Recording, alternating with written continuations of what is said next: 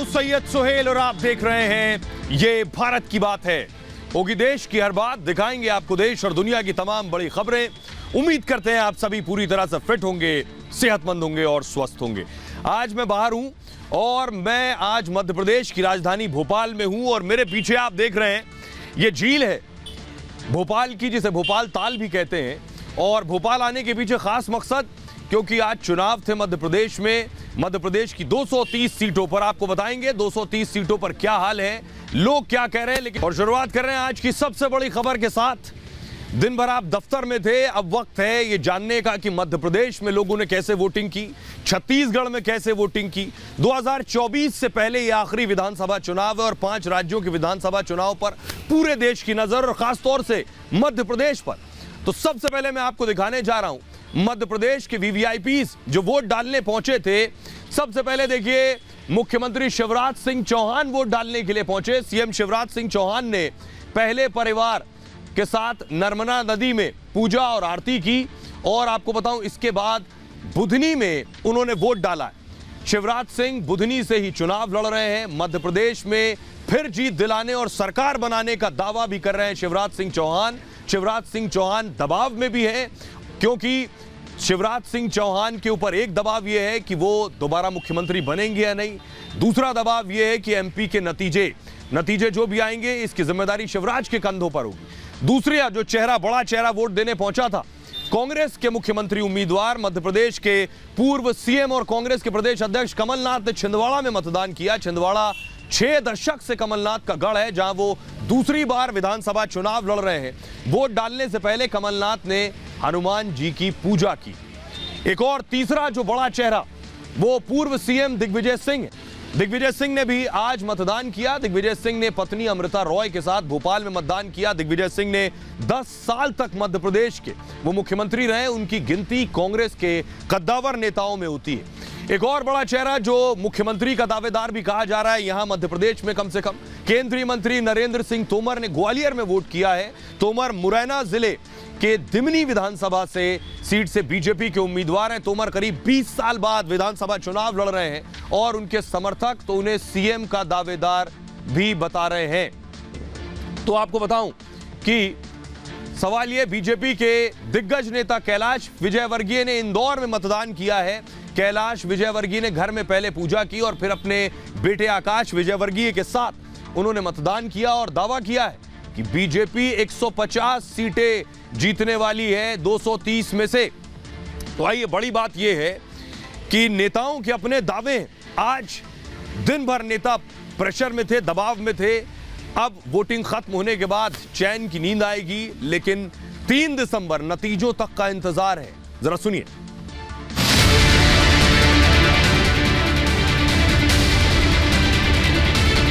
Bharatiya Janata party अभूतपूर्व बहुमत प्राप्त करने जा रही है। मतदाताओं पर विश्वास कर रहा हूं। मैं शिवराज सिंह नहीं हूं कि बोलूं इतनी सीटें आएंगी उतनी सीटें आएंगी। पूर्ण बहुमत की सरकार भारतीय जनता पार्टी की 3 दिसंबर को बनने जा रही है। पूरे प्रदेश में बदलाव की लहर है, हर हालत में 130+। जनता का फैसला आ चुका है। नेताओं की किस्मत वोटिंग मशीन में बंद हो चुकी है। मध्य प्रदेश और छत्तीसगढ़ के मतदाताओं ने अपना फैसला सुना दिया है, लेकिन किसकी लॉटरी लगेगी और कौन रह गया खाली हाथ, 3 दिसंबर को इससे पर्दा उठेगा, जब वोटिंग मशीन से सच बाहर निकलेगा। लेकिन पोलिंग बूथ पर जिस तरह मतदाताओं ने लंबी लंबी कतारें लगाकर ईवीएम का बटन दबाया, इससे साफ है कि कुछ बड़ा होने वाला है, कुछ खास होने वाला है। शिवराज सिंह चौहान और बीजेपी सरकार ही जीतेगी। और जितना प्रगति, इसलिए कि जितना हमारे देश की प्रगति के लिए काम किया है बीजेपी, इसलिए हम ये चाहेंगे कि हमारा कमल छाप जीते। जनता का जो समर्थन है वो कांग्रेस के पक्ष में है। विकास के मुद्दे पे बात होगी, युवाओं को रोजगार मिलेगा, गरीबों का कल्याण होगा, जन कल्याण योजनाएं चलेंगी। मूड तो कुछ नहीं है, मैं गुजरात की हूँ तो मोदी चाहूंगी। मामा आएंगे 100%। तो कह रहे हैं वो आएंगे। पंजा तो पिछली बार भी बोला था उन्होंने। वोटिंग के दौरान नेताओं के बयान भी चुनावी रुझान का संकेत दे रहे हैं। दूसरा कोई दल जीतेगा तो खुशियां पाकिस्तान में मनेंगी। गृह मंत्री जी की जैसी आदत है, ये उनके खिलाफ सख्त कार्रवाई करना चाहिए। मध्य प्रदेश में बीजेपी और कांग्रेस की टेंशन इस बात से भी है कि सपा ने अपने 72 उम्मीदवार उतार रखे हैं, तो केजरीवाल 66 उम्मीदवारों के साथ इन दलों का खेल खराब करने में लगे हैं। वैसे नतीजे जो भी आए, लेकिन 2 महीने पहले तक आसानी से जीत रही कांग्रेस चुनाव के बाद दिल थाम कर बैठने को मजबूर है।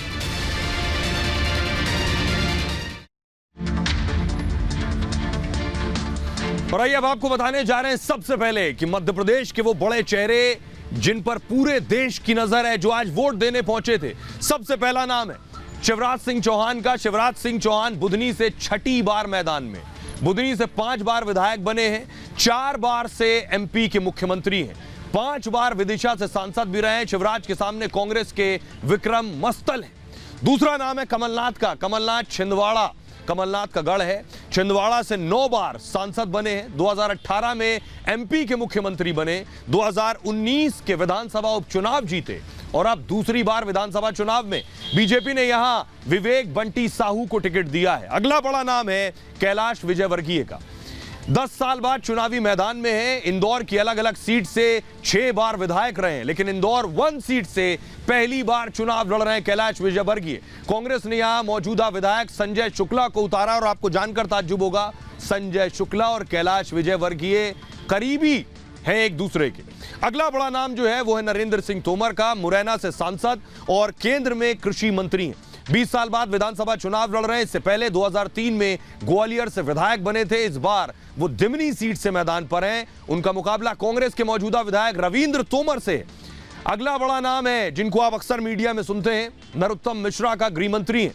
दतिया एमपी के गृह मंत्री की पारंपरिक सीट है ये, और यहां से वो लगातार 6 बार विधायक बने। पिछली बार दतिया से 2656 वोटों से जीते थे, यानी बहुत नजदीकी जीत हार हुई थी नरोत्तम मिश्रा की।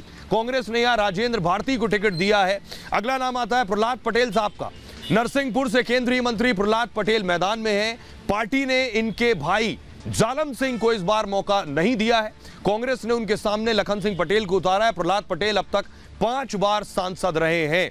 तो ये वो बड़े चेहरे जो आज जिनके लिए बड़ा दिन था। आइए अब मैं आपको सुनवाने जा रहा हूं शिवराज सिंह चौहान क्या कह रहे हैं मुख्यमंत्री बनने को लेकर, ज्योतिरादित्य सिंधिया क्या कह रहे हैं, कमलनाथ क्या कह रहे हैं, दिग्विजय सिंह क्या कह रहे हैं, सुनिए। हम इतने निम्न स्तर के कार्यकर्ता नहीं हैं, और मैं कहूँगा तो आप अन्यथा मत लीजिए, हमारा सोच ऐसा घटिया नहीं हो सकता कि मैं कहाँ रहूँगा, मेरी जनता कहाँ रहेगी, मेरा देश कहाँ रहेगा, मेरा मध्य प्रदेश कहाँ रहेगा, हम ये सोचते हैं भाई। 3 तारीख की क्या उम्मीद है? भारतीय जनता पार्टी भारी बहुमत से जीत रही है। शराब बैठा गया, पैसा बांटा गया, प्रशासन का दुरुपयोग किया गया, बस यही पता था इनके पास, पुलिस, पैसा और प्रशासन। ये तो इनको कुछ बोलने लायक नहीं है, इसलिए तो ये बनाते हैं हिंदुत्व का मुद्दा। मुझे कुछ भी कहें, आम जनता गवाह मैं क्या हूँ। दूसरा कोई दल जीतेगा तो खुशियाँ पाकिस्तान में मनेंगी। कमल का बटन मध्य प्रदेश में जब व्यक्ति दबाएगा तो सेना सीमा पे सैनिक की बाजुएं मजबूत होंगी। पाकिस्तान में दहशत होगी कि मोदी जी जीत रहे हैं। कमल का बटन दबाने से आतंकवादियों में दहशत होती है। मैं कहता हूं कि भड़काने वाला बयान है और गृह मंत्री जी की जैसी आदत है, ये उनके खिलाफ सख्त कार्रवाई करना चाहिए और तत्काल नोटिस देना चाहिए। मोदी जी के नेतृत्व में और शिवराज जी के नेतृत्व में जिस प्रकार विकास हुआ है, तो भारतीय जनता पार्टी की सरकार बन रही है। कहीं एंटी इनकम्बेंसी नहीं है, हमने विकास किया और जनता हमारे साथ है। पूर्ण बहुमत के साथ इस चुनाव में जिताएगी और पूर्ण बहुमत की सरकार भारतीय जनता पार्टी की 3 दिसंबर को बनने जा रही है। भारतीय जनता पार्टी के पक्ष में वातावरण है। केंद्र सरकार, राज्य सरकार की योजनाएं और विकास को पसंद किया जा रहा है। इसके आधार पर मैं विश्वास पूर्वक कह सकता हूं, भारतीय जनता पार्टी मध्य प्रदेश में स्पष्ट बहुमत की सरकार बनाएगी। सोते को जगाया जा सकता है, लेकिन जो सोने का बहाना करे उसे नहीं जगाया जा सकता। कांग्रेस की स्थिति यही है। वो देखने के बाद भी अगर उसको नहीं दिख रहा है तो इसका उत्तर जनता देगी।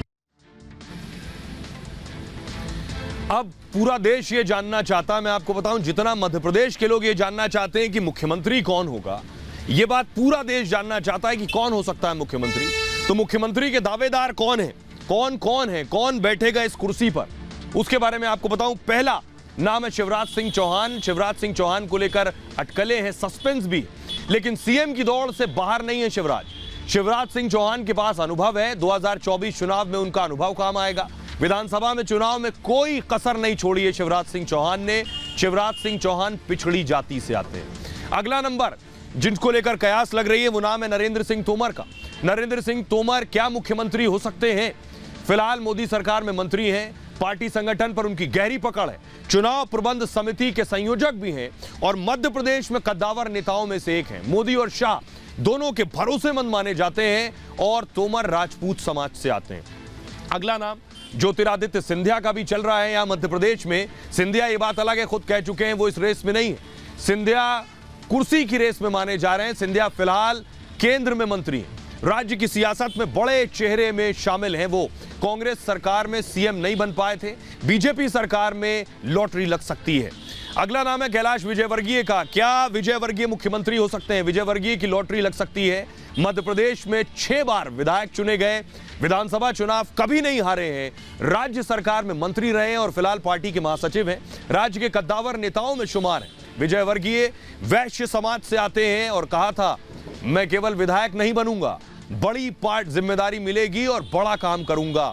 एक और नाम जो मुख्यमंत्री की रेस में चल रहा है वो है प्रहलाद पटेल। बीजेपी के छुपे रुस्तम हो सकते हैं। प्रहलाद पटेल केंद्र सरकार में मंत्री हैं, वाजपेयी सरकार में भी मंत्री रहे हैं और 1989 में 1989 में पहली बार सांसद बने। प्रहलाद लोधी समाज से आते हैं और बीजेपी के छुपे रुस्तम कहे जा रहे हैं। अगला नाम है फग्गन सिंह कुलस्ते। कुलस्ते भी मुख्यमंत्री की रेस में हैं। कुलस्ते भी केंद्र सरकार में मंत्री हैं, बीजेपी का आदिवासी चेहरा है, 6 बार सांसद रह चुके हैं। ये बीजेपी के सीएम की रेस के नाम थे। अब कांग्रेस के सीएम की रेस में फिलहाल एक चेहरा जो कमलनाथ का। कमलनाथ रेस में सबसे आगे हैं कांग्रेस की तरफ से, पार्टी ने उन्हें अपना चेहरा भी बनाया है। कमलनाथ को सरकार चलाने का अनुभव है। कमलनाथ केंद्र सरकार में मंत्री भी रह चुके हैं। कमलनाथ गांधी परिवार के बहुत करीबी हैं और 9 बार लोकसभा का चुनाव जीत चुके हैं। एक और नाम कांग्रेस से चल रहा है वो है जीतू पटवारी का। कांग्रेस में जीतू पटवारी भी चर्चा में है। मध्य प्रदेश सरकार में मंत्री रह चुके हैं और कांग्रेस के युवा और जुझारू नेता हैं। कांग्रेस के पास युवा नेता की कमी है। पटवारी की उम्र 50 साल है और गुजरात कांग्रेस के प्रभारी भी हैं। मैं आज खुद मध्य प्रदेश में था पूरा दिन और लोगों से हमने जानने की कोशिश की कि आखिर मध्य प्रदेश का सीएम कौन हो सकता है। एमपी के लोग क्या कुछ कह रहे हैं, उन्हें सुनिए जरा। ये ज्योतिषी है, हाथ देखते हैं। इस वक्त मुकद्दर का ही खेल है। बताइए, नहीं, मुझे बताइए कि ये क्या लग रहा है? ज्योतिष एक आईना होता है, कोई अंधविश्वास नहीं है, लेकिन वर्तमान में हम यहाँ देख रहे हैं कि इस बार जिस तरह की जन जागरण चल रहा है और वोटिंग का जो जन सैलाब है वो सुबह 7:30 से इतना शुरू हो गया, इतना अभी तक नहीं होता था। लोग क्या करते थे, घर से निकलते नहीं थे, लोगों को निकालना। वोटिंग का जन जागरण मैं बता लूंगा, पत्रकार हूँ। आप ये बताइए किसकी किस्मत की लकीर इस बार?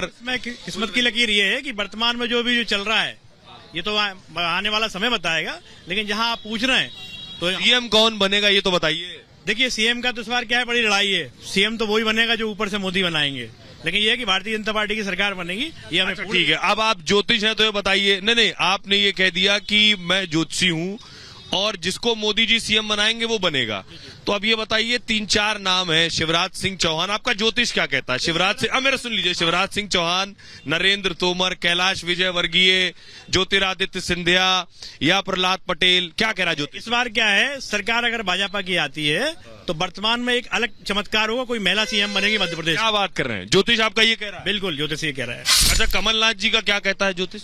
देखिए, वर्तमान में जो आंकड़ा है, तो जो पत्रिका देखते हैं अपन, कमलनाथ जी की पत्रिका और शिवराज जी की पत्रिका जहां देखते हैं, आज शनि का दिन है, न्यायप्रिय दिन है।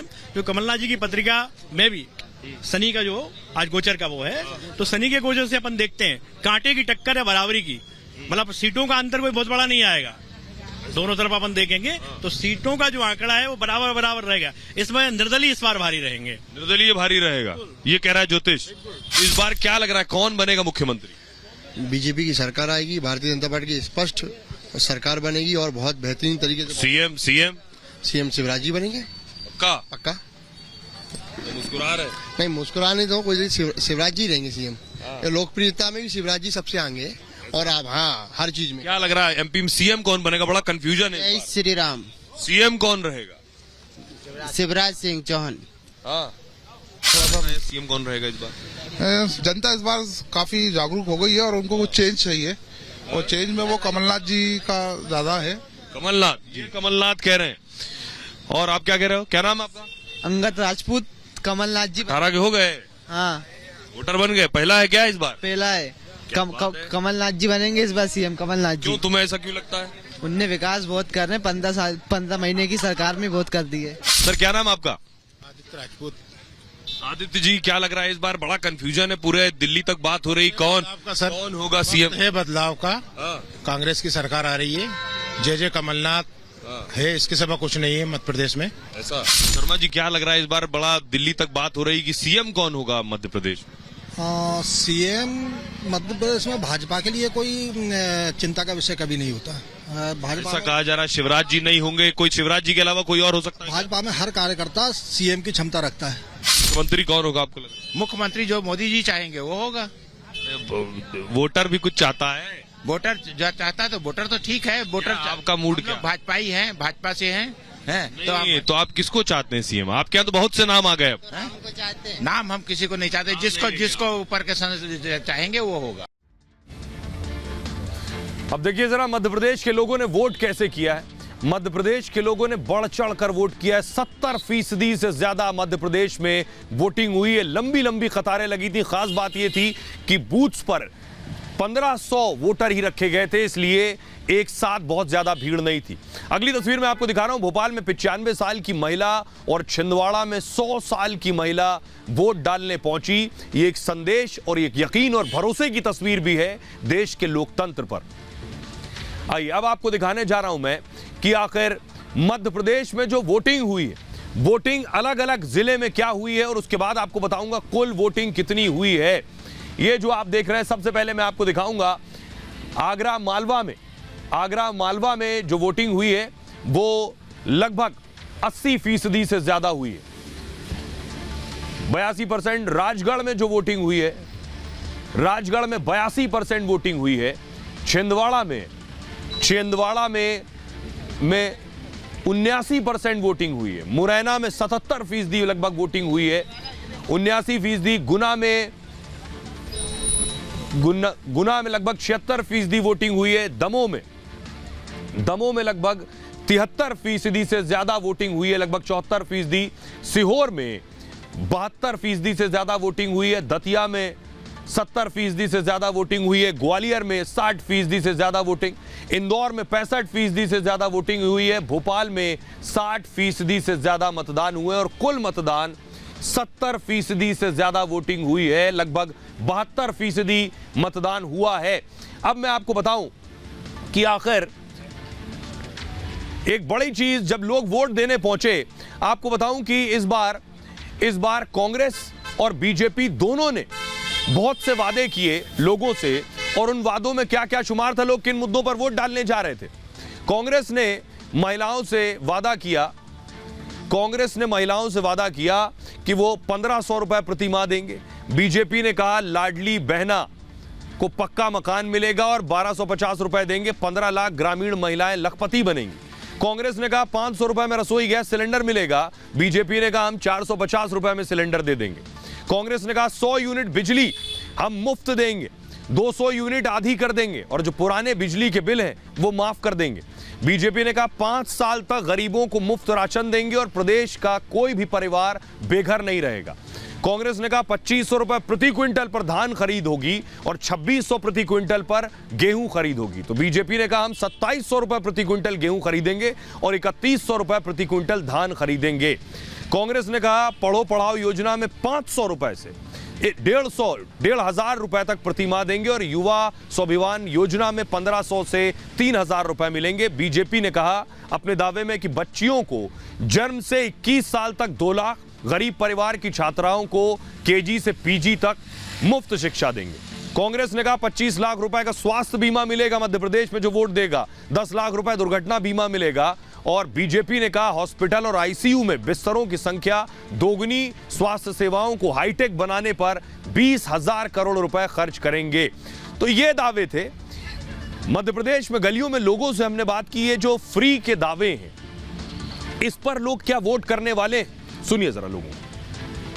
किस मुद्दे पर वोट कर रही हैं? आपको 1250 मिल रहे हैं, कमलनाथ कह रहे हैं वो आएंगे तो 1500 रुपए देंगे।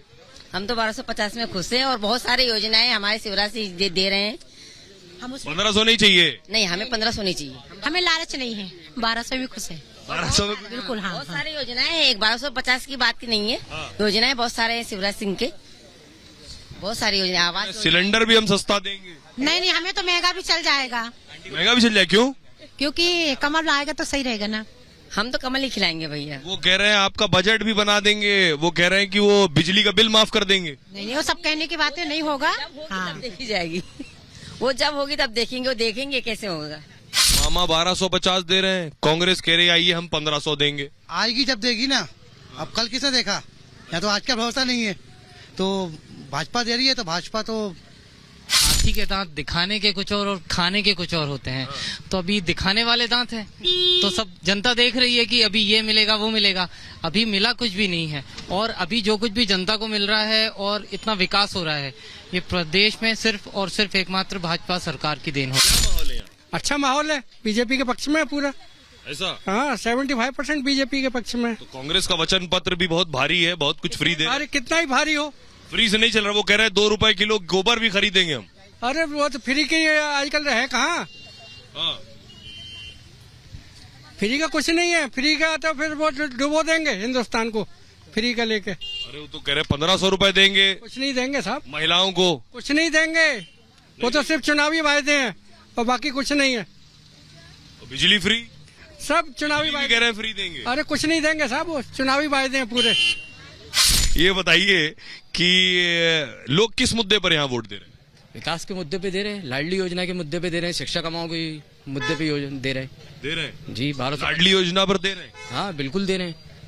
लेकिन वो कांग्रेस कह रही हम 250 और बढ़ा के 1500 देंगे। अरे 18 महीने में 1500 क्या, 800 क्या, 1000 क्या, वो तो सब झूठी बोलते हैं। दोनों पार्टियां कुछ ना कुछ दे रही हैं। जो उनका घोषणा पत्र देखा आपने दोनों का? कुछ भी नहीं मिला। देंगे जब देखा जाएगा साहब, जब तक दिया है नहीं तो कैसे कह सकते हैं। कांग्रेस तो कह रही है अब 100 यूनिट बिजली फ्री देंगे। कहने से ऐसा मतलब नहीं, जब वो होगा जब देखा जाएगा। यकीन करके ही तो वोट देना पड़ेगा। वोट तो देना पड़ेगा, वोट दे दिया बस, वो कॉन्फिडेंशियल चीज है, वो दे चुके बस, हो गया। तो क्या सोच के दिया, कैसी सरकार चाहिए? अच्छी सरकार चाहिए, सरकार तो अच्छी है और क्या। जो सब चुनाव वाला तीसरा कौन है जब दोनों नहीं है? मुख्यमंत्री से नाराज लोग, बीजेपी से नाराज नहीं। अच्छा, मुख्यमंत्री से नाराज। तो अगर बीजेपी मुख्यमंत्री बदल दे तो ठीक है? ठीक है, ये बात मुख्यमंत्री से नाराज नहीं। अच्छा, तो मध्य प्रदेश के लोगों को आपने सुन लिया। अब आपको बताता हूं आखिर नतीजों का इंतजार है जो 3 दिसंबर को आने, लेकिन पिछले 10 साल के नतीजे मैं आपको बताने जा रहा हूं किसके हाथ में बाजी थी। कांग्रेस ने 58 सीटें जीती थी 2013 में, बीजेपी ने 165 सीटें जीती थी और सरकार बनाई। बसपा ने हाथी के पाले में 4 सीटें आई थीं और निर्दलीय 3 सीट जीती। 230 कुल सीटें हैं विधानसभा में। आपको आगे ले चलते हैं 2018 में क्या हुआ था। 2018 का जो नतीजा था वो कांग्रेस के हक में था। कांग्रेस ने 114 सीटें जीती 2018 के चुनाव में, बीजेपी ने 109 सीट जीती। बीजेपी की सीटें कम थी लेकिन वोटिंग परसेंटेज में बीजेपी कांग्रेस से आगे थी। लेकिन ज्योतिरादित्य सिंधिया जब बीजेपी में आए तो फिर सरकार पलट गई। बसपा ने यहां 2 सीट जीती थी और समाजवादी पार्टी ने 1 सीट जीती थी। निर्दलीय ने 4 सीट जीती थी। क्या समाजवादी पार्टी इस बार कांग्रेस को नुकसान पहुंचाने वाली है? यहां पर अब आपको बताऊं कि एमपी में किसको कितने वोट मिले। दरअसल वोटिंग परसेंटेज में अगर आप देखिए 2013 में बीजेपी को लगभग 44% वोट मिले थे और 2018 में 41% वोट मिले थे बीजेपी को। कांग्रेस को 40% वोट मिले थे और 36.38% वोट मिले थे 2018 में। 2013 में बसपा को लगभग 6.29% वोट मिले थे और 2018 में 5% वोट मिले थे।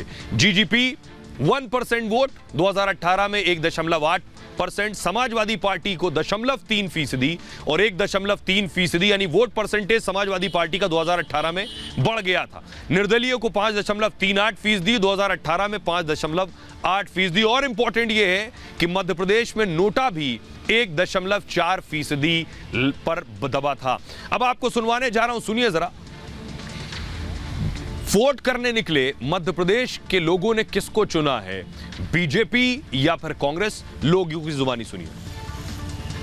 भोपाल के लोगों से जानते हैं कि आखिर इस बार बीजेपी या कांग्रेस? सर, बीजेपी या कांग्रेस? कांग्रेस कभी जिंदगी में आएगी ही नहीं। क्यों?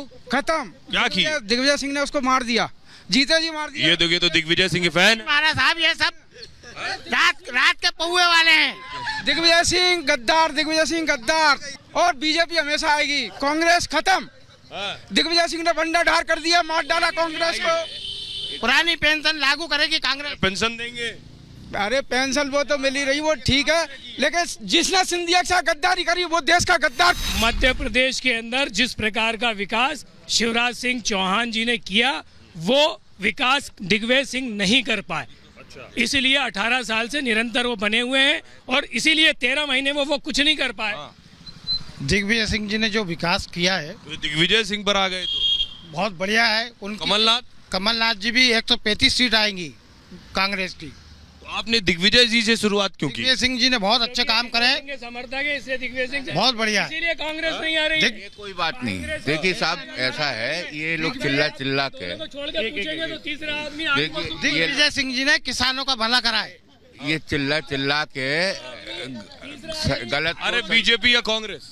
कांग्रेस आएगी। भाजपा। क्यों? डबल इंजन सरकार जो 18 साल में मोदी जी शिवराज जी ने किया है। कांग्रेस है, ये तो कांग्रेस। अब ये सरकारी कर्मचारी हैं, हम लोग वर्कर्स हैं, फिर तो इनको तो जहाँ सुविधा मिलेगी वो बोलेंगे। ऐसा है? ऐसा नहीं है। हाँ। जो सरकार 18 साल में काम किया वो कोई नहीं कर सकता है। पिछला शासनकाल दिग्विजय सिंह का मीनू जो निकाला इन्होंने, उसमें संकल्प पत्र। हाँ, वचन पत्र में वो है ही नहीं कर्मचारियों के हित की बात एक भी। कर्मचारी वो तो अभी 3 दिसंबर को पता चल जाएगा। इनकी आवाज में ज्यादा गर्मी है। इनकी गर्मी है या भाई साहब है, तो गर्मी तो रहेगी, सरकारी कर्मचारी है तो गर्मी तो रहती। सरकार, हम लोग सोशल वर्कर है। सर, इस बार बीजेपी या कांग्रेस? बीजेपी एक तरफ। क्यों बीजेपी? क्योंकि उसने बहुत अच्छे काम किए हैं, इसलिए। क्या अच्छे काम? सबसे नंबर 1 काम है कि यहाँ दंगा फसाद नहीं होता है। हाँ। गुंडे मवालियों पे कंट्रोल है। नंबर 3 है कि सड़कों की हालत इतनी अच्छी कि आपको गड्ढा ढूंढने से नहीं मिलेगा। ऐसा? उसके बाद लाइट की व्यवस्था अच्छी है पूरे मध्य प्रदेश में। पूरे मध्य नहीं मिलेगा? नहीं, बिल्कुल नहीं। भाई साहब, क्या मूड है इस बार? बदलाव। हाँ, बदलाव बस। क्यों? लोग त्रस्त होगा साहब, 18 साल हो गए। 18 साल से आदमी झेल रहा है, झेलते झेलते अब ये टाइम हो गया, तो इस बार तो बदलना चाहिए बस। और कोई वजह नहीं, सिर्फ बदलना है। महंगाई भी है, बहुत सी वजह है। क्या लग रहा है इस बार बीजेपी या कांग्रेस? ऑलमोस्ट बीजेपी ही है, क्योंकि जिस हिसाब से हम माहौल देख रहे हैं और जिस हिसाब से हम हमारे प्रदेश में कार्य देख रहे हैं, उसमें बीजेपी बहुत ऊपर है। कांटे की टक्कर दिखाई जा रही है, आपको लग रहा है पोल्स में कांटे की टक्कर दिख रही है एमपी में? ये ऐसे कांटे की टक्कर है, आपको फील हो रहा ग्राउंड पर? अंडर करंट क्या है? निश्चित रूप से जो स्थितियां हैं वो कांटे की टक्कर के है। और आप देखिएगा जो परिणाम भी आएंगे ना, जो जिस तरह पिछले बार था, कोई भी पार्टी 5-10 सीट से ज़्यादा आगे पीछे नहीं रहेगी। लोकतंत्र की खूबसूरती है उसकी तस्वीरें। शुरू में मैंने आपको दिखाया जो बुजुर्ग वोट देने पहुंचे थे, अब एक और तस्वीर आपको दिखाने जा रहे हैं। मंडला में 30 इंच के वोटर कैलाश ठाकुर ने पहली बार वोट डाला है। उनके जज्बे को सलाम। और उनके अलावा छतरपुर के राजनगर से कांग्रेस विधायक रो पड़े। उन्होंने आरोप लगाया कि उनके ड्राइवर की बीजेपी के लोगों ने हत्या कर दी है। छतरपुर में कांग्रेस के विधायक के ड्राइवर की हत्या कर दी गई चुनाव के दौरान। आइए अब मैं आपको बताऊं जो हिंसा की तस्वीरें आई हैं मध्य प्रदेश से, खास तौर पे दिमनी में मतदान शुरू होते ही फायरिंग हो गई। दिमनी से केंद्रीय मंत्री नरेंद्र तोमर मैदान से में है और यहां वोटिंग शुरू होते ही 2 गुटों में पथराव होने लगा। भारी संख्या में पुलिस बल को उतरना पड़ा, उसके बाद वोटिंग शुरू हुई। दोपहर बाद दिमनी के मिरघान गांव में फिर विवाद हो गया और गांव को लोगों ने एक दूसरे पर, गांव के लोगों ने लाठी डंडों से हमला कर दिया। इन तस्वीरों में आप देख सकते हैं। भिंड में भी फायरिंग हुई। भिंड के महगांव में भी तनाव और पथराव हो गया। कुछ लोगों ने बीजेपी प्रत्याशी पर पथराव किया और हमला कर दिया। बीजेपी प्रत्याशी राकेश शुक्ला के पैर में गंभीर चोट आई है। इंदौर से भी हिंसा की तस्वीरें आई हैं। इंदौर में भी मतदान के दौरान झड़प हो गई। इंदौर 2 क्षेत्र में कांग्रेस बीजेपी कार्यकर्ता भिड़ गए। दोनों पक्ष में शुरू हुआ विवाद, मारपीट तक जा पहुंचा। पुलिस के लाठीचार्ज के हालात के बाद स्थिति काबू में आई है। इंदौर में मतदान के दौरान और भी कई जगहों पर हिंसा की तस्वीरें सामने आई। इंदौर के डोंगर गांव में 2 पक्षों में तलवारें चल गईं और इस हिंसक झड़प में कई लोग घायल भी हुए हैं। जबलपुर में भी लाठीचार्ज हो गया। जबलपुर पश्चिमी विधानसभा क्षेत्र में लाठीचार्ज हुआ। मतदान केंद्र में लाठीचार्ज से मतदाताओं में भगदड़ मच गई और बीजेपी के कई कार्यकर्ताओं को गहरी चोटें आई हैं। अब आपको बताऊं, अकेले मध्य प्रदेश नहीं, एक और राज्य, कांग्रेस शासित राज्य छत्तीसगढ़ में भी वोटिंग हुई। छत्तीसगढ़ में जो बड़े बड़े चेहरे जिनकी किस्मत दांव पर थी, उनमें भूपेश बघेल भी शामिल हैं, रमन सिंह भी शामिल हैं। छत्तीसगढ़ में बम्पर वोटिंग हुई है और बम्पर वोटिंग में मैं आपको बताऊं, भूपेश बघेल और रमन सिंह की किस्मत का फैसला होना है। यह मैं आपको बताने जा रहा हूं कि कितनी वोटिंग हुई है छत्तीसगढ़ में। छत्तीसगढ़ के जो जिले, उनमें बिलासपुर में लगभग 62% वोटिंग हुई है, दुर्ग में 65% वोटिंग हुई है, कोरबा में 72% वोटिंग हुई है और महासमुंद में 70%, रायपुर में 59%, सरगुजा में 68% मतदान हुआ है। कुल 68% वोटिंग हुई है, 68% वोटिंग हुई है। सुनिए जरा लोग क्या कह रहे हैं। मध्य प्रदेश के जो वोट देने पहुंचे थे, रमन सिंह या भूपेश बघेल, उनकी पहली पसंद कौन है? अब मेरा तो फर्स्ट टाइम वोट है, वोट है। मैं चाहती हूँ कमल जीते और मोदी सरकार आए। राम मंदिर हमारी बनी है, कई सालों से रुकी हुई थी। राम मंदिर बन गई हमारी, बहुत बड़ी बात है। इस बार भी कांग्रेस को आना ही चाहिए। खुलकर बोलते हैं छत्तीसगढ़ के मतदाता। आप क्या सोचते हैं मैडम? यही है ना, कांग्रेस आएगी ना, कांग्रेस के ही राज्य में कितना कुछ क्यों, कारण क्या है इसका? कांग्रेस के आने से बहुत कुछ विकास हुआ है। नहीं, कांग्रेस ने कोई काम नहीं किया, सब अधूरे काम है, बस भ्रष्टाचार का काम किया इन्होंने। आम लोग कांग्रेस के काम से खुश नहीं है क्या? बिल्कुल खुश नहीं सर, इनका काम इतना गंदा है कि आज ही रोड में देखिए गजा गजा गड्ढा है, ना मोहल्ले में ना कोई सुविधा देते, ना कुछ नहीं देते हैं, बस झूठा वादा बस करते हैं, कुछ नहीं कर पाते। सनातन को हमको हिंदुत्व को लाना है और इसको हिंदू राज्य। राम मंदिर बन रहा है, वो मुद्दा यहाँ पे नजर आया छत्तीसगढ़ में? नहीं, ऐसा कुछ नहीं है, लेकिन विकास के कार्य पर हम लोगों ने मत किया है इतना। अच्छा, छत्तीसगढ़ की जनता राम मंदिर बन रहा है उससे कोई मतलब नहीं? विकास के नाम पे वोट दिए हैं और बदलाव चाहती है छत्तीसगढ़ की जनता। अब मैं आपको बताऊं, 2018 के विधानसभा चुनाव में छत्तीसगढ़ के नतीजे भी 3 तारीख को आएंगे, 3 दिसंबर को। 2018 के विधानसभा चुनाव में कांग्रेस को 68 सीटें मिली थी और बीजेपी को 15 सीटें, जेसीसी को 5 और बीएसपी को 2 सीटें मिली थी। छत्तीसगढ़ में कुल 9 विधानसभा सीटें हैं और आप बड़ी चीज यह है कि छत्तीसगढ़ में जो वोट परसेंटेज था, Congress party 68, BJP 15, JCC 5, BSP 2, कुल 90 सीटें हैं। ये छत्तीसगढ़ की स्थिति थी 2018 में। अब आगे बढ़ेंगे और अब आपको सुनवाने जा रहे हैं, सुनिए जरा क्या कुछ कह रहे हैं सियासतदान। पूर्ण मुद्दे रहे किसानों के, महिलाओं के, युवाओं के, छात्र छात्राओं के, गरीबों के, तेंदुपत्ता संग्राहकों के, ये सारे मुद्दे। विपक्ष ने भ्रष्टाचार को लेकर बहुत ज्यादा सवाल खड़े किए हैं। वो सब प्रायोजित उनके थे और छत्तीसगढ़ की जनता उन पर कोई विश्वास नहीं कर रही। सर, इस बार कितनी सीटें सर? 75। सर, रामभद्राचार्य जी कह रहे हैं कि जो राम का भक्त हो उसे ही वोट दें। बिल्कुल सही बात है, जो राम के नाम से धंधा करते हैं उसको बिल्कुल नहीं वोट देना चाहिए। छत्तीसगढ़ कांग्रेस हमेशा भगवान राम की सेवा की है, सबरी माता की सेवा की है, कौशल्या माता की सेवा की है, तो वो हक हमें मिलेगा। तो ऐसा लगता है कि जबरदस्त अंडर करंट मैदानी इलाके में भी है और सरगुजा में भी भारतीय जनता पार्टी की बढ़त आगे है। तो अब लगता है कि ये द्वितीय चरण के मतदान के बाद भारतीय जनता पार्टी स्पष्ट बहुमत के साथ छत्तीसगढ़ में सरकार बनाने की स्थिति में है और पहले चरण और दूसरे चरण के मतदान का नतीजा दिखेगा और भारतीय जनता पार्टी सरकार बनाएगी। सर, बड़ी खबरों में आगे बढ़ते हैं। आज की एक और बड़ी खबर है, चुनाव से आपको लिए चलते हैं अब खेल के मैदान में। प्रधानमंत्री मोदी स्टेडियम में भारत मांगे विश्व कप। बड़ी खबर यह है कि जो फाइनल मैच होना है इंडिया और ऑस्ट्रेलिया के बीच, उसमें प्रधानमंत्री नरेंद्र मोदी भी शामिल होने वाले हैं। नरेंद्र मोदी स्टेडियम में 19 तारीख को 2023 जब टेस्ट मैच हुआ था, ये वो तस्वीर आप देख रहे हैं 9 मार्च को, तब प्रधानमंत्री नरेंद्र मोदी मौजूद थे इस स्टेडियम के अंदर। इसके अलावा टीम इंडिया के ऊपर पूरे देश की उम्मीदें हैं कि टीम इंडिया वर्ल्ड कप जरूर जीतेगी और हौसले और मनोबल जो है टीम इंडिया का और भी ज्यादा बुलंद होगा जब प्रधानमंत्री मोदी वहां मौजूद होंगे।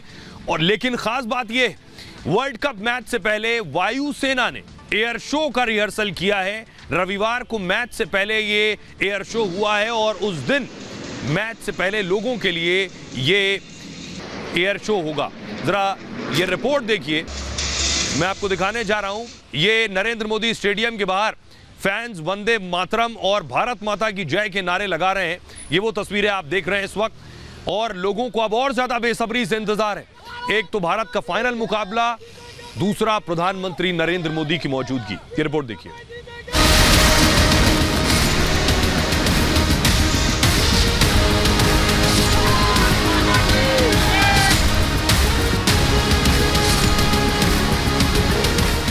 अहमदाबाद का नरेंद्र मोदी स्टेडियम एक बार फिर ऐतिहासिक क्षणों का गवाह बनने जा रहा है। 19 नवंबर को मोटेरा के इसी मैदान पर भारत और ऑस्ट्रेलिया की टीमें विश्व कप पर कब्जा करने के लिए जोर लगाएंगी। सबसे खास बात यह है कि मैच देखने के लिए खुद नरेंद्र मोदी स्टेडियम में मौजूद होंगे। 1 लाख से ज्यादा दर्शकों की मौजूदगी में पीएम मोदी खुद टीम इंडिया का उत्साह बढ़ाएंगे। क्रिकेट प्रेमी अब बस आने वाले रविवार का इंतजार कर रहे हैं जब यह महामुकाबला खेला जाएगा। आपको बताऊं, 19 नवंबर को भारत ऑस्ट्रेलिया के बीच फाइनल होना है। अहमदाबाद में नरेंद्र मोदी स्टेडियम में मुकाबला होगा। प्रधानमंत्री मोदी खुद मैच देखने के लिए स्टेडियम में मौजूद रहेंगे। उनके साथ गृह मंत्री अमित शाह भी मैच देखेंगे। मोदी ने ऑस्ट्रेलिया के प्रधानमंत्री एल्बनीज को भी न्योता भेजा है। ऑस्ट्रेलिया के डिप्टी पीएम को भी इनवाइट भेजा गया है, निमंत्रण भेजा गया। एंथनी एल्बनीज प्रधानमंत्री मोदी के करीबी मित्र हैं। एल्बनीज को निमंत्रण देकर मोदी ने यह साबित कर दिया, खास मौकों पर वो अपने दोस्तों को कभी नहीं भूलते हैं। मोदी एल्बनीज ने इसी स्टेडियम में एक साथ मैच देखा था। भारत ऑस्ट्रेलिया की दोस्ती के 75 वर्ष पूरा होने के अवसर था।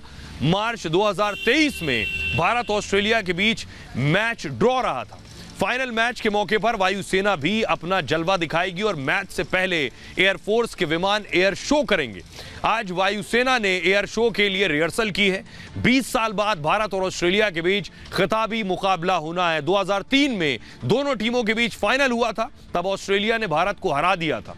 अब भारत के पास बदला पूरा करने का मौका है। इस स्टेडियम के बाहर समर्थकों का जोश हाई है। हमारे रिपोर्टर प्रियंका ने लोगों से बात की, उन्हें सुनिए जरा। जबरदस्त यहाँ पर जो वर्ल्ड कप का जो उत्साह है जबरदस्त है, ऐसे मैंने कभी भी नहीं देखा। जब तक मैं नरेंद्र मोदी स्टेडियम में जब भी आया ऐसा जो माहौल है मैंने कभी भी नहीं देखा।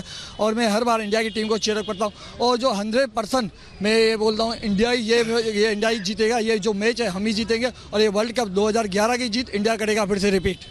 और आप बताइए, आप सब लोग भी यहाँ पे सुबह से खड़े हुए हैं, इंडिया की जर्सी पहने खड़े हुए हैं, मैच की आस में भी खड़े हैं या खाली इंडिया के चीयर करने के लिए यहाँ पर? हम पुणे से आए, पूरे फैमिली के साथ आए। पुणे फैमिली के साथ ये सिर्फ भारत के टीम को शुभकामनाएं व्यक्त करने से पुणे से हम पूरा हमारा जो ग्रुप है, हमारा पूरा फैमिली वो सब आए। हम भारत माता की जय बताने के लिए और भारत ही जीतेगा इसी शुभकामना से हम यहाँ पर आए हैं। आप मैच देखने आए हैं, टिकट्स वगैरह मिल गए? नहीं, टिकट तो मिला नहीं, लेकिन शुभकामना तो हमारे भारत के साथ होगी ना। और खबरों में आगे बढ़ते हैं। आज की एक और बड़ी खबर है। 136 घंटे से जिंदगी की जंग हो रही है। अभी भी 40 मजदूर टनल में फंसे हुए हैं। सुरंग से अब तक निकाला नहीं गया है और अब स्थिति बिगड़ रही है। कोशिशें जारी हैं, दुआओं का दौर जारी है। पाइप लगाए जा रहे हैं, पाइप फिट किए जा रहे हैं, ड्रिल की जा रही है, मलबा निकाला जा रहा है, लेकिन चुनौती बड़ी है क्योंकि खबर जो है वो अच्छी नहीं है। क्योंकि टनल के अंदर जो मजदूर फंसे हैं उनकी तबीयत बिगड़नी शुरू हो गई है। ये रिपोर्ट देखिए।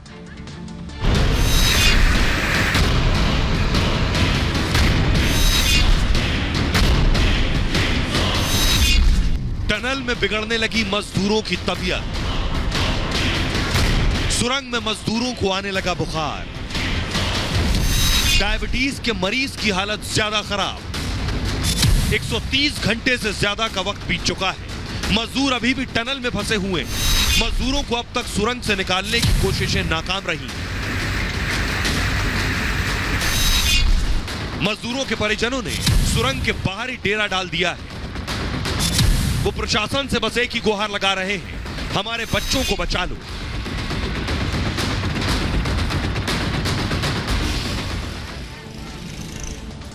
अब आपको बताऊं, जो टनल के अंदर मजदूर फंसे हैं, उनकी फिलहाल स्थिति क्या है।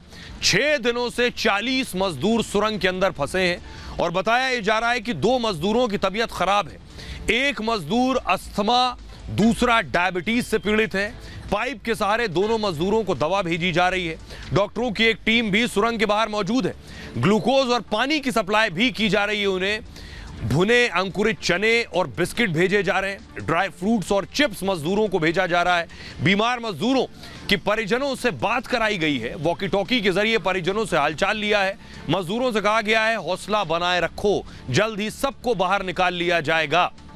लखीमपुर खीरी के मजदूर के पिता से बातचीत की है, उन्हें सुनिए जरा।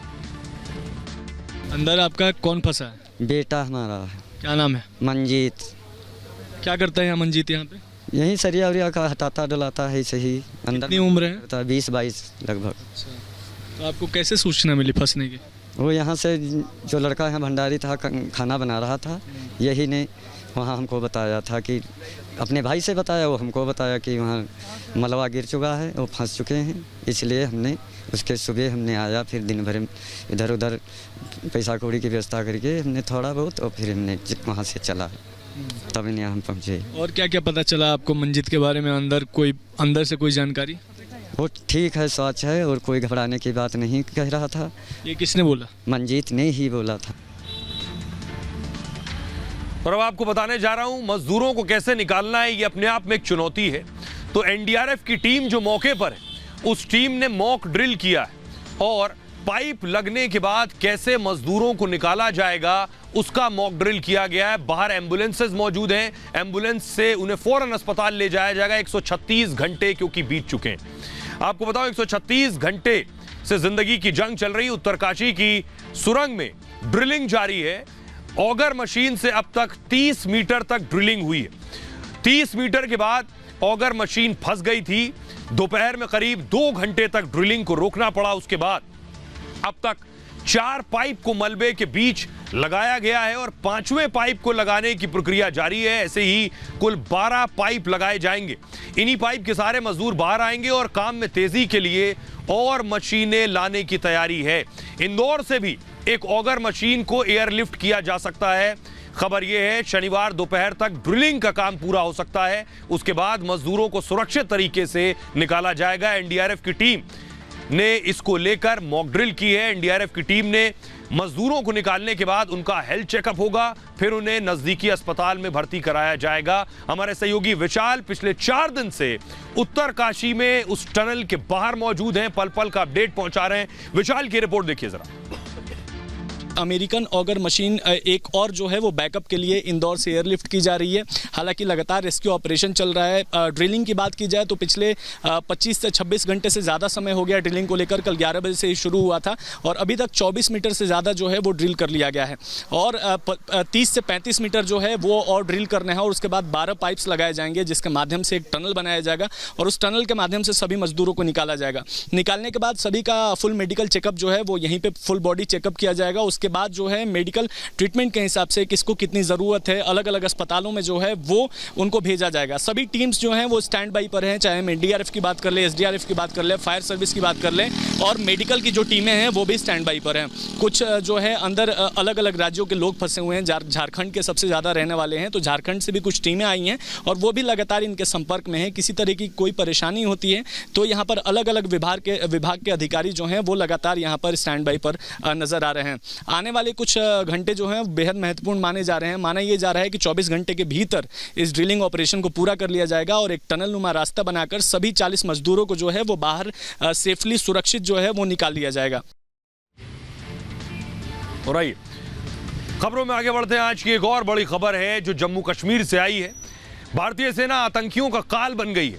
तस्वीर जो मैं पहले आपको दिखाने जा रहा हूं ये वही घर है। इस घर में आतंकी छिपे हुए थे। सेना ने बहुत कोशिश की ये सरेंडर कर दें, इन्होंने सरेंडर नहीं किया। उसके बाद वही हश्र हुआ जो हर आतंकी का होता है। पूरे घर पर हमला किया गया और घर जलकर खाक हो गया और आतंकी भी भुन गए। अब मैं आपको सुनवाने जा रहा हूं ये तस्वीर, क्योंकि पहले आतंकियों ने सेना के जवानों पर फायरिंग शुरू की, जिसके बाद सेना ने पलटवार किया। गोलियों की गड़गड़ाहट आप सुन रहे हैं फुल स्क्रीन, अगर इस विजुअल को लीजिए, गोलियों की गड़गड़ाहट आपको सुनाई देगी, क्योंकि दोनों तरफ से फायरिंग हो रही थी।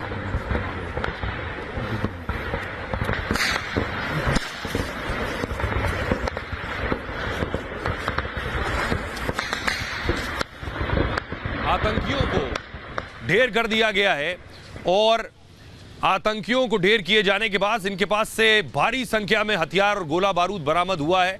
AK-47 समेत बहुत सा हथियार बताया जा रहा है जो आतंकियों के पास से मिला है। ये वो आतंकी हैं जिनके शव इस वक्त आप देख रहे हैं। इन आतंकियों के शव बरामद किए गए हैं। अब मैं आपको दिखाने जा रहा हूं, जरा ये रिपोर्ट देखिए। इन आतंकियों को ये अब समझ लेना चाहिए कि भारत के खिलाफ जो बंदूक उठाएगा उसे इसी तरह से भून दिया जाएगा। ये रिपोर्ट देखिए।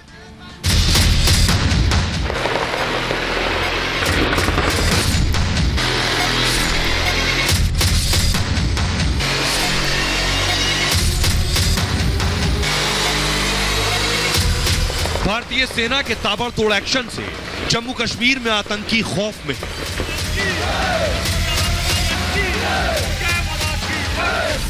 24 घंटे में सेना ने 6 आतंकियों को जहन्नुम पहुंचा दिया है।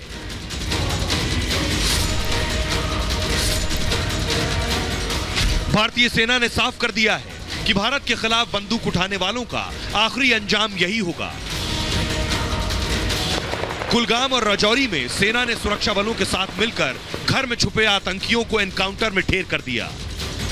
आतंकियों के सफाई के साथ साथ पाकिस्तान को भी कड़ा संदेश दिया गया है कि अब कश्मीर घाटी में नापाक साजिश बर्दाश्त नहीं करेंगे।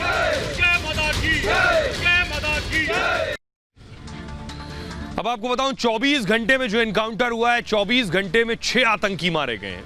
कुलगाम में सेना के साथ मुठभेड़ में 5 आतंकी ढेर हुए। राजौरी में सुरक्षा बलों ने एक आतंकी को मार गिराया और 16 नवंबर की शाम को सेना को जानकारी मिली 5 आतंकी कुलगाम के घर में छुपे। सेना ने तुरंत सर्च ऑपरेशन चलाया। सर्च ऑपरेशन के दौरान एक घर से फायरिंग होने लगी और जवाबी कार्रवाई में भारतीय सेना ने ताबड़तोड़ फायरिंग की। सेना के साथ साथ CRPF के जवान जवाब दे रहे थे और क्रॉस फायरिंग में 5 आतंकी ढेर कर दिए गए।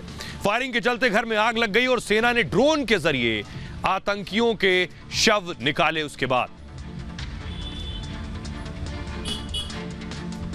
कल दोपहर को सिक्योरिटी फोर्सेस को एक इत्तला मिली थी कि समनू कुलगाम में कुछ टेररिस्ट की मूवमेंट की आशंका है, तो उसी सिलसिले में उस समनू कुलगाम में कुछ घरों का मुहासरा किया गया था। मुहासरे के दौरान जब सिक्योरिटी फोर्सेस जब उसको सर्च कर रहे थे तो वहाँ से अंदर से फायर आया और उसके बाद एक एनकाउंटर की शुरुआत हुई। और आइए खबरों में आगे बढ़ते हैं। आज की एक और बड़ी खबर है, आपको लिए चलते हैं नूह, हरियाणा के नूह, जहां कुछ दिन पहले एक यात्रा के दौरान बवाल हुआ था। उसी नूह में एक बार फिर से बवाल हो गया। महिलाएं दरअसल पूजा करने गई थी। रात का वक्त बताया जा रहा है, महिलाएं पूजा कर रही थी और उस दौरान उनके ऊपर शरारती तत्वों ने पत्थरबाजी कर दी नूह में। उस पत्थरबाजी में वो घायल हुई हैं। सवाल ये है, इस तरह की कई तस्वीरें सामने आई हैं, पुलिस जांच कर रही है, लेकिन पुलिस के लिए चुनौती ये है कि आखिर कौन है जो नूह का माहौल बार बार खराब करने की कोशिश कर रहा है। नूह में बहुत मुश्किल से हालात संभले, बहुत सी गिरफ्तारियां हुई हैं, अभी बहुत से आरोपियों को पुलिस तलाश रही है, कई हथियार भी बरामद हुए पहाड़ी से, लेकिन उसके बावजूद इस बार किसने पत्थरबाजी की है, जरा रिपोर्ट देखिए। किसने रची नूह को फिर से जलाने की साजिश? मदरसे से हिंदू महिलाओं पर किसने फेंके पत्थर? नूह में कौन चाहता है दोबारा हिंसा? जुलाई में फैली नूह में हिंसा की आग आज भी लोगों को दहशत में डाल देती है। ब्रिजमंडल यात्रा के दौरान हुई पत्थरबाजी और आगजनी में 6 लोगों की मौत हो गई। कई दिनों तक नूह में बवाल और हंगामा जारी रहा, लेकिन एक बार फिर माहौल बिगाड़ने की कोशिश हुई है, जिससे नूह के लोग दहशत में आ गए हैं।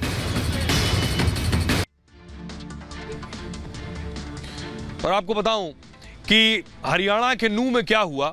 हरियाणा के नूह में पथराव हुआ। जानकारी मिल रही है महिलाओं पर पथराव किया गया। कुआं पूजन के दौरान यह पथराव हुआ। 9 महिलाओं को इसमें चोटें आई हैं इस पथराव के दौरान। पथराव में छोटे छोटे बच्चे भी घायल हुए हैं, ये भी जानकारी मिल रही है और पुलिस ने कई लोगों को हिरासत में लिया है इस मामले में। अब जरा सुनिए इस मामले में एसपी नरेंद्र सिंह क्या कह रहे हैं और वीएचपी के नेता क्या कह रहे हैं। देखिए, अभी तक इनमें जो महिलाओं की तरफ से जो कंप्लेंट दी गई है उसमें 354 और 323 एंड SC/ST एक्ट के तहत FIR दर्ज करी गई है। और जो मदरसे के अंदर एक फुटेज आया था जहां से लड़के खड़े थे, तो उनके बेसिस पे 3 लड़कों की पहचान हुई है।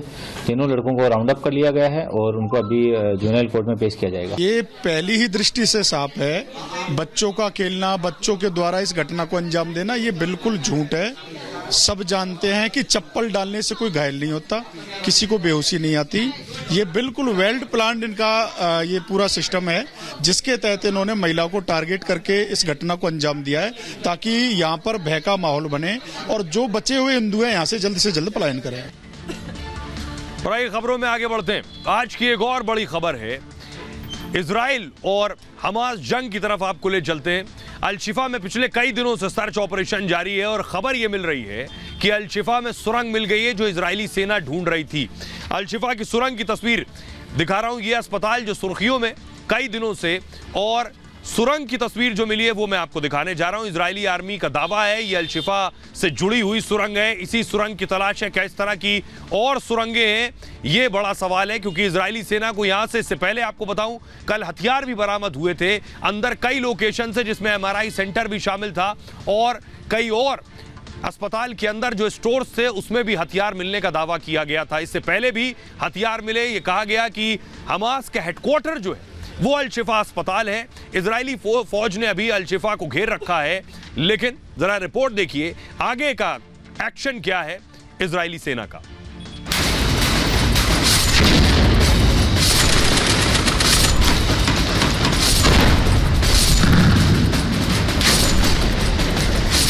अल-शिफा में मिल गया हमास का ठिकाना। नेतन्याहू की फौज ने ढूंढ ली अल-शिफा में सुरंग। अस्पताल में मिल गया हमास के हथियारों का गोदाम। अल-शिफा के पास मिली एक महिला बंधक की लाश। गाजा के अल-शिफा अस्पताल में इजराइल की सेना ने डेरा डाल दिया है। मरीजों और मेडिकल स्टाफ के बीच हमास के आतंकियों की तलाश हो रही है। 2 दिन से इजराइल की सेना अस्पताल में हमास की खोजबीन में जुटी है। लंबे सर्च ऑपरेशन के बाद अब हमास की सुरंग तक सेना पहुंच चुकी है। सुरंग के एंट्री पॉइंट को इजरायली फौज ने घेर लिया है। अब हमास के आतंकियों और बंधकों की तलाश की जा रही है। एक बड़ी बात यह है कि इस जंग में नेतन्याहू को वॉर क्रिमिनल बताया जा रहा है। बहुत से लोग नेतन्याहू को दोषी ठहरा रहे हैं। यूनाइटेड नेशंस में कहा जा रहा है जंग रोक दो, लेकिन इस सब के बीच नेतन्याहू की कोशिश यह है कि वो किसी भी तरह से अपने लोग जो बंधक है उन्हें छुड़वा लें। इसकी कोशिश में कई दौर की बातचीत भी हो चुकी है, लेकिन अब तक कामयाबी नहीं मिली है। बहुत सी डील भी हुई कि बंधकों को छोड़ा तभी जाएगा जब जंग रोकी जाए। मेजर जनरल वीके दत्ता से हमने बात की, सुनिए जरा वो क्या कह रहे हैं। कोई भी जो हॉस्पिटल हो या कोई ऐसा इलाका हो जो कि UN चार्टर के मुताबिक प्रोटेक्टेड है, अगर वहाँ से कोई वॉरलेक एक्टिविटी होगी तो पूरा जायज़ है, कोई भी जो अटैकिंग फोर्स है उस पर हमला कर सकती है। इसलिए नेतन्याहू को कोई वॉर क्रिमिनल नहीं बोल सकता। तुर्की के जो राष्ट्रपति उन्होंने बोला कि साहब ये नेतन्याहू तो वॉर क्रिमिनल है, लेकिन ये अमानवीय बात है। वो अपने मुल्क के लिए जो सही है जायज़ा वो कर रहे हैं और दुनिया को ये भी मानना चाहिए कि जो 240 के करीब हॉस्टेजेस हैं उनको छुड़ाना बहुत ज़रूरी है। उनका मानव अधिकार कहाँ गया? उनके ऊपर वॉर क्राइम का चर्चा क्यों नहीं होती? हमास क्या वॉर क्रिमिनल नहीं है? क्या इसके अंदर जितने लोग शामिल हैं क्या वो वॉर क्रिमिनल नहीं है? तो इसलिए मुझे लगता है कि दुनिया अपना रवैया बदलेगी। तो आप सुन रहे थे मेजर जनरल वीके दत्ता साहब को। मैं इस वक्त भोपाल में मौजूद हूं, भोपाल की ताल के सामने मौजूद हूं।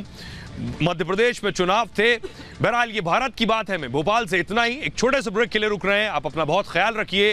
क्विक हील ब्रेक के बाद लौट रहे हैं।